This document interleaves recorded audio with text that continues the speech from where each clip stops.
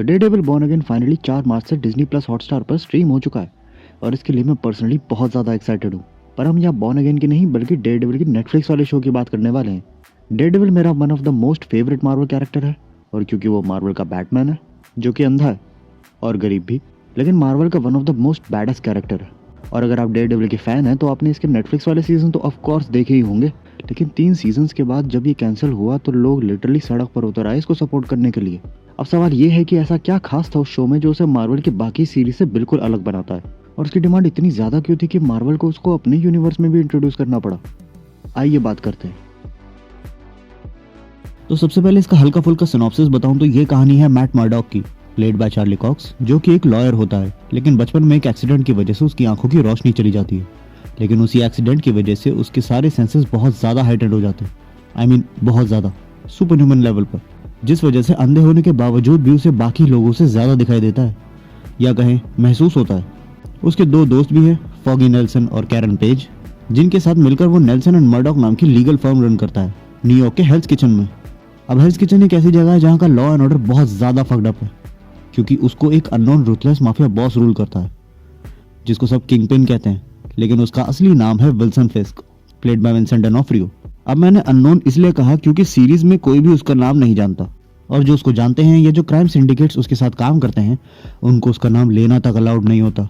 अब Matt Murdock को एक ऐसा कैरेक्टर दिखाया है जो जस्टिस सिस्टम पर बिलीव तो करता है पर पूरी तरह नहीं।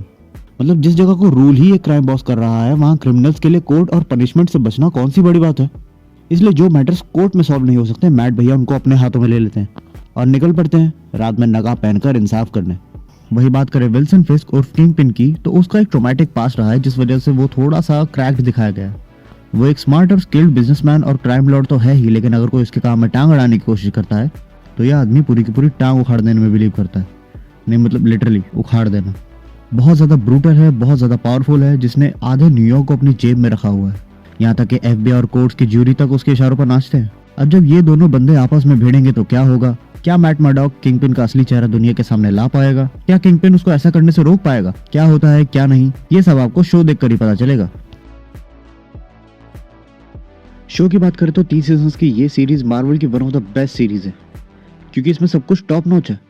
मतलब लिटरली सब कुछ। सुपर हीरो शो होने के बावजूद भी इसका एक्शन एकदम ग्राउंडेड, बहुत ज़्यादा ब्रूटल और बहुत रियलिस्टिक फील होता है।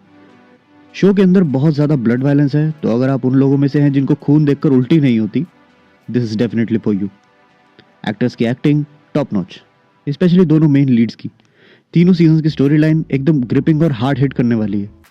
मतलब तुम कैरेक्टर से अपने आप को रिलेट किए बिना रह नहीं पाओगे, खासकर मैट मर्डॉक से, क्योंकि उसकी भी कमजोरियां हैं, वल्नरेबिलिटीज़ हैं, उसको भी दर्द होता है, वो भी रोता है, लड़ते हुए पिटता भी है और थकता भी है। अटेंशन टू डिटेल्स एक नंबर है।